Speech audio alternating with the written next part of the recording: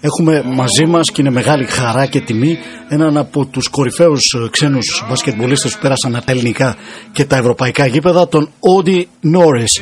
Onti, are you there? Can you hear us? Yeah, I'm here. Can you hear me? Yep. Yeah, of course. It's a great honor for us to have you on our show. Well, thank you for having me. It's a pleasure. Are you in Germany? Are you in Cologne? Yes, I am. Yes, I am. So you sound like a happy man after Barcelona won last night. Man, let me tell you that was an exciting game. now I understand how fans really feel watching basketball. So yeah, I was happy. Barcelona is actually your team, right? I mean, you are there as a fan, or are you? Absolutely. Yeah, I'm here representing Barca at the EuroLeague Final Four. So yeah, man, you know, Barca's been my team for a long time. Although you played in many different other European teams, like in Greece, in Peristeri. True, yeah, you know, I totally enjoyed playing for Peristeri, but I played with Barca the longest of course, any of my professional teams. Mm-hmm. So I, you know, definitely identify with all the teams that I played with, but mostly Barca. Uh-huh. Onti, you have played in Final Four tournaments with Barcelona. Although you guys did not win the title, what have you learned from playing in the Final Four? What is the secret for a team to win or for a player to get ready for such big games? I mean, what I learned from my time in playing in the EuroLeague is don't play against Toni Kukoc and Dino Radja in the Final Four. Mm-hmm. That's one thing I learned from playing in the Final Four. But no, seriously, you have to prepare mentally different than how you play in the league, because the EuroLeague championship is a totally different environment, totally different type of players that you're playing against, and your team has to prepare themselves differently for that championship. You know, it's one game elimination, so you got to get everything right the first night you play once you reach the Final Four. If not, you'll be playing in the consolation game. Of course. So there's no room for errors because you got four teams that they're trying to attain the same goal, is to win the championship. So it's not going to be easy. It's not going to be easy for any of the teams competing. And players, coaches, and they have to pull out all the tricks to give their teams everything they need to be successful. So mentally, you got to be really tough, man. I was really happy with the way Corey Higgins. I mean, you could just, you know, feel that he wanted that shot. Mm-hmm. He wanted it. He took it and he made it, and that's what playing in the EuroLeague championship is about, man. Those type of players rise into the occasion. Mm-hmm. Okay, let me translate these answers of yours. Oh, sorry about that. Yeah, that was too long. No, it was not. It's fine. Μας είπε λοιπόν ο Onti Noρiς ότι βρίσκεται καταρχήν στη Γερμανία, στην κολονία, ότι απολαμβάνει πάρα πολύ τους αγώνες του Final Four. Έχει πάει εκεί σχεδόν ως οπαδός της Μπαρτσελώνα και ως πρεσβευτής κατά κάποιον τρόπο της ομάδας, διότι αυτή είναι η ομάδα του. Μπορεί να έχει παίξει και σε άλλες ομάδες όπως στο Περιστέρι που το ευχαριστήθηκε, αλλά στην Μπαρτσελώνα, λέει, έπαιξα περισσότερο από κάθε άλλη ομάδα, 6 χρόνια συμπληρώνω εγώ, οπότε αυτή είναι η ομάδα του. Τον ρώτησα τι έχεις μάθει από τα Final Four που έπαιξες. Λέει, το πρώτο πράγμα που έμαθα είναι ότι καλό είναι να μην έχεις απέναντί σου τον Dino Radja ή τον Toni Kukoc, όπως είχε η Μπαρσελόνα την Γιουγκοπλάστικα εκείνης της εποχής. Πρέπει, λέει, κάποιος να προετοιμάζεται πνευματικά, διότι είναι ένα διαφορετικό περιβάλλον, μια διαφορετική διοργάνωση, μια διαφορετική λίγα, μια λίγα του ενός αγώνος, όπου πρέπει να τα κάνεις όλα σωστά. Δεν υπάρχει χώρος για λάθος. Είσαι υποχρεωμένος ό,τι έχεις να το ρίξεις στο τραπέζι, στο παρκέ, όλα σου τα κόλπα, και οι παίκτες και οι προπονητές. είμαι, είπε, πάρα πολύ χαρούμενος με αυτό που πέτυχε. Ο Κόρι Χίγκινς στην τελευταία φάση έδειξε ότι το ήθελε αυτό το σουτ, ότι ήθελε να βάλει αυτό το καλάθι, ότι ήθελε να γίνει ο ήρωας που θα στείλει την ομάδα του στο μάτς του τίτλου. So, Odi, who's going to win tomorrow and why? Well, Barca is going to win because I want them to. Okay. If only it was that easy. Efes is a team that, you know, they play well in stretches, but then even watching Efes in the series against Madrid, they are capable of letting you back in the game, like they let Sissy come back in the game last night, and it almost cost them a loss. Mm-hmm. Mm-hmm. So, like I said, Barca they have to play better than they played last night to play against Efes. They got some really, really good players, and Nises, I mean, he's an unbelievable player. You really have to contain him, because he can score from anywhere. I mean, he's got NBA type of shooting range, and he could be a problem.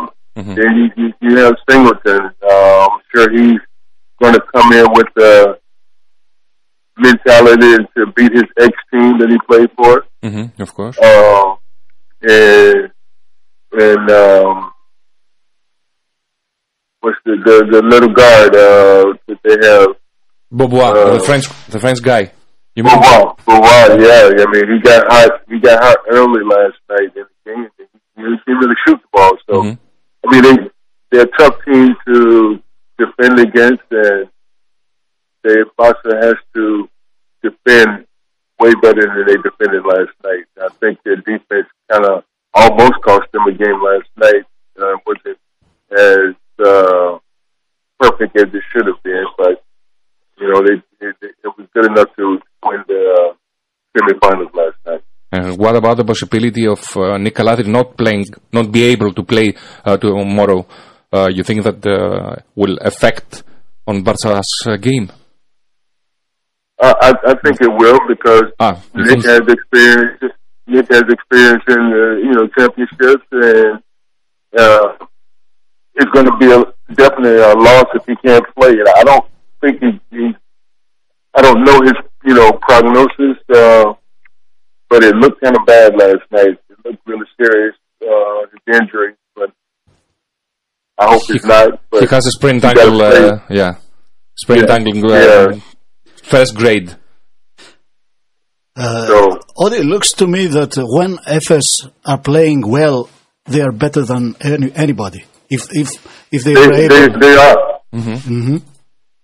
I agree. Like I said, when they're playing good, they can definitely beat anybody. But they give you 7 or 8 minutes where they play really bad, and they give you an opportunity to recover and get back in the game.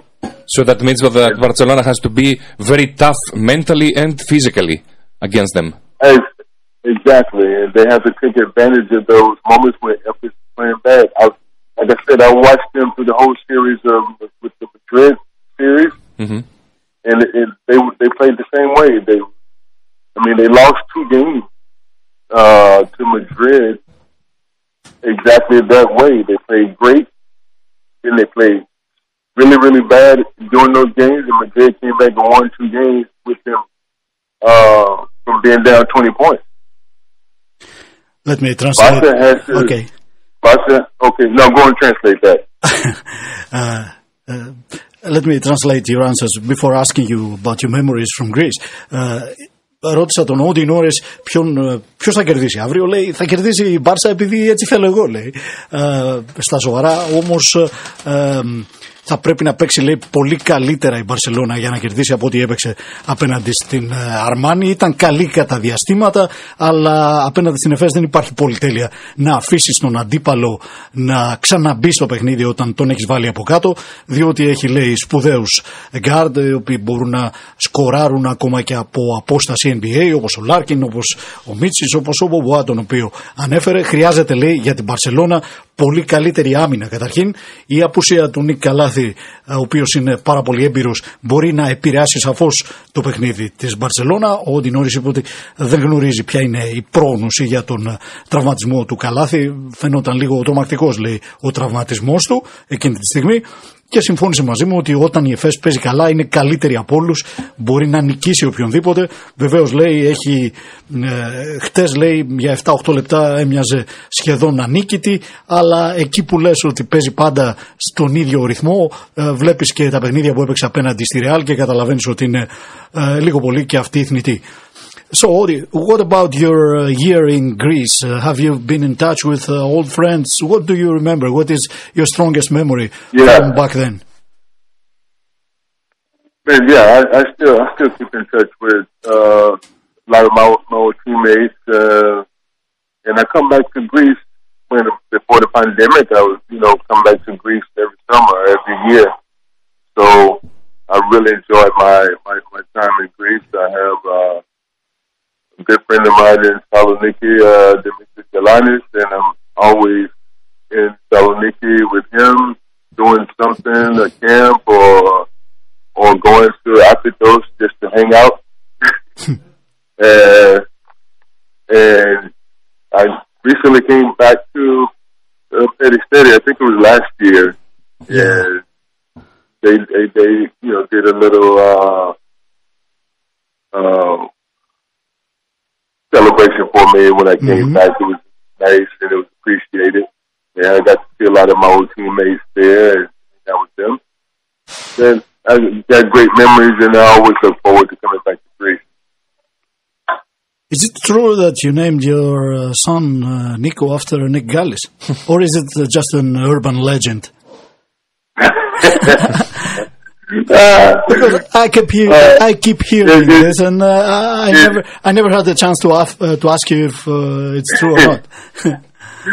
It's not an urban legend. It's the truth. It's the truth.